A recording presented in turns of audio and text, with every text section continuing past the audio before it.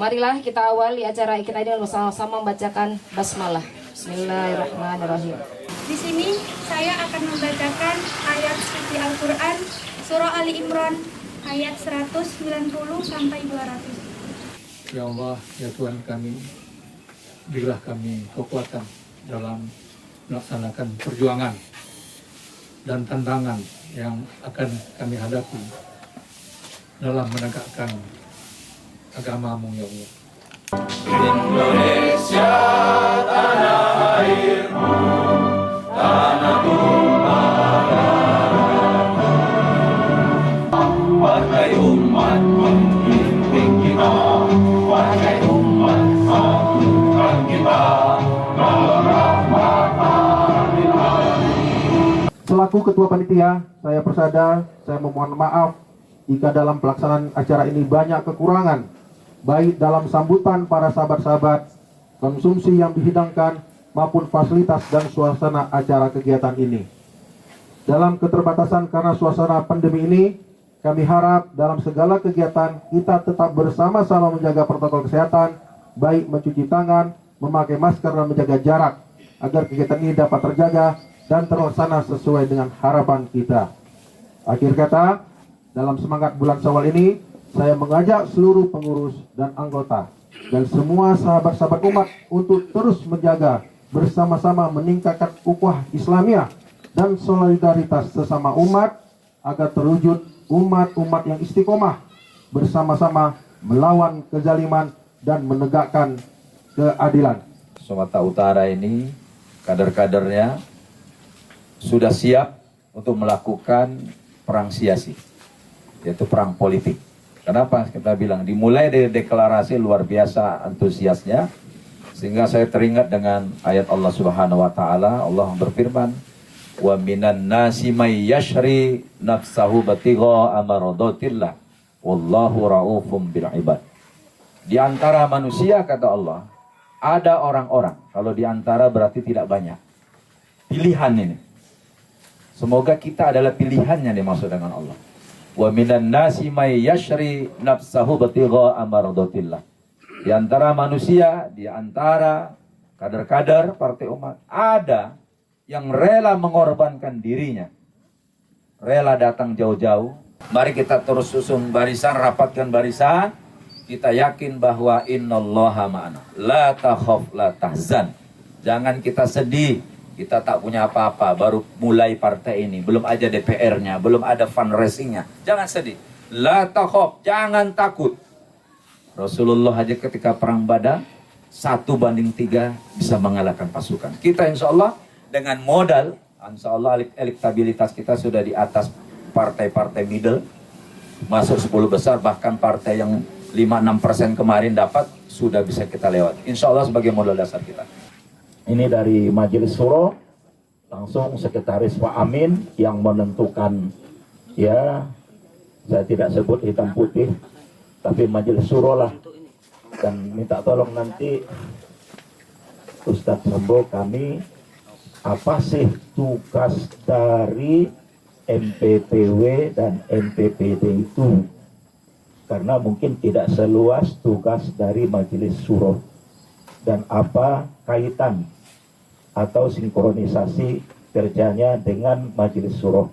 Ini mungkin perlu, karena ini hadir DPW dan DPD dan mungkin ada dari kecamatan-kecamatan khususnya Kota Medan.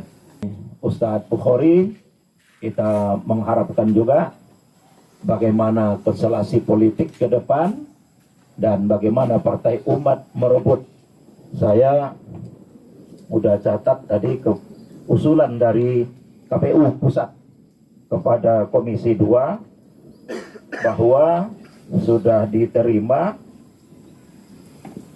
pemilihan umum akan digelar tahun 2024.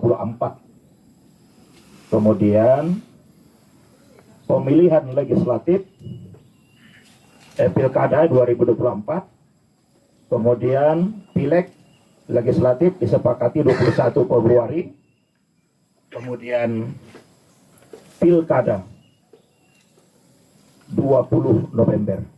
Kesempatan bagi kader-kader partai umat yang mau jadi di legislatif dan mau di eksekutif.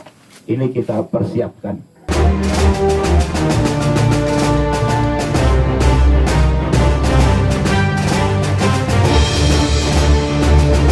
Empat program besar Rasulullah dalam membangun Madinah yang beradab itu. Apa saja 4 program itu? Yang pertama adalah afsus salam. Sebarkan salam. Rasul itu hadir bukan diturunkan dari langit. Pemimpin itu nggak diturunkan dari langit. Dia lahir dari min anfusikum. Lahir dari diri kita. Jadi kalau hari ini kita punya presiden kayak gini, ya memang kita kayak gitu. Ya? Tapi orang ini nggak ngaku. Yang nggak ngaku itu ada 2. Nggak mau ngaku atau malu ngaku.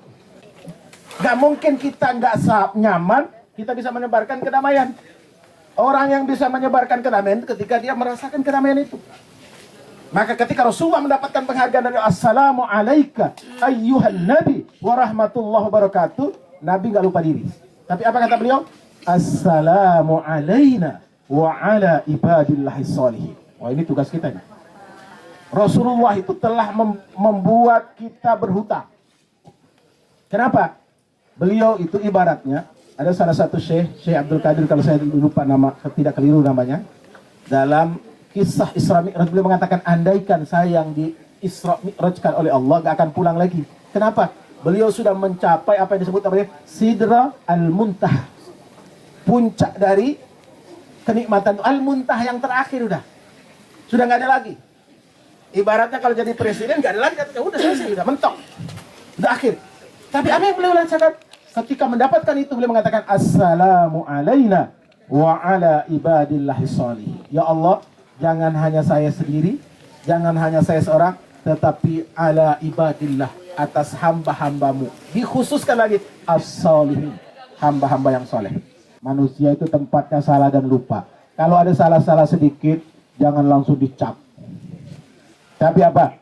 Perlu kita tawasau bil haq, tawasau bil marhamah, tawasau bis sabar.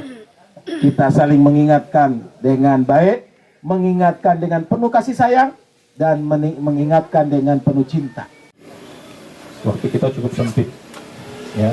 Kita harus sudah mendaftar setidak-tidaknya tanggal 2 Juni, kira-kira 3 atau 4 hari ke depan. Jadi cukup sempit waktunya. Nah, keterbatasan kita yang kedua adalah memang personel kita tanda petik memang masih banyak yang baru, ya, masih yang baru dalam dunia politik. Jadi partai kita ini mari kita budayakan tidak meminta jabatan, tapi kalau dikasih siap kita harus menjalankan amanah. Insya Allah kita bisa. Setuju? 2 kekuatan. Kekuatan pertama, ini yang harus saya sampaikan. Kekuatan kita adalah kebergantungan kita kepada Allah Subhanahu wa Ta'ala. Inilah kekuatan kita. Tuh. Nah, kekuatan kedua, bahwa ibu-ibu ya dari partai kita ini punya kekuatan, Pak, punya kekhasan. Nama partai umat itu sudah mengikat semua orang. Nah, kekuatan kita. Begitu bilang umat itu, orang udah tergerak. Bagi orang-orang yang punya keimanan, ya, bagi orang yang punya hati, bagi orang yang tanda petik bahasa kitanya ya Islamnya adalah lumayan. Pasti begitu disebut umat dia akan tergerak. Diperkirakan partai umat ini kalau lolos nanti sampai ke verifikasi KPU itu minimal 8%. Amin. Dari gelombangnya. Itu analisa, Pak. Analisa dari dalam. Ini 8% dari gelombang yang ada. Kenapa? Karena di sini ada kekuatan Muhammadiyah, di sini ada kekuatan 212, di sini ada kekuatan oposisi, di sini ada kekuatan yang kemarin Pilpres 02. Ya, termasuk sekarang yang kecewa lagi dengan rezim yang tidak berpihak kepada rakyat dan umat ini. Ini ada 5 kekuatan yang berkumpul. Nanti mayoritas berada di partai umat insya Allah. Amin. Amin. Ya Allah. Maka kita semua harus amanah, kita tunjukkan bahwa kita memang layak menjadi wakil-wakil partai umat. Maka nanti saya akan sampaikan 5 prinsip dasar partai umat yang harus kita pegang teguh. Tidak pun harus 100%, tapi minimal kita harus berusaha di situ. Mulai dari visi perjuangan kita, ya, itu lawan kezaliman, tegakkan keadilan. Terus kita sebarkan Islam rahmatan alamin, kita berakhlak terpuji. Kita punya konsep inna sholati wa nusuki wa mahimati lirabbil alamin. Kita juga punya konsep harus taat pada ibadah kita yang tadi. Karena kita ingin meraih kekuatan langit. bukan kekuatan kita, bukan kekuatan uang, bukan kekuatan. Siapa bandar kalian? Bandar kita adalah Allah Subhanahu wa taala.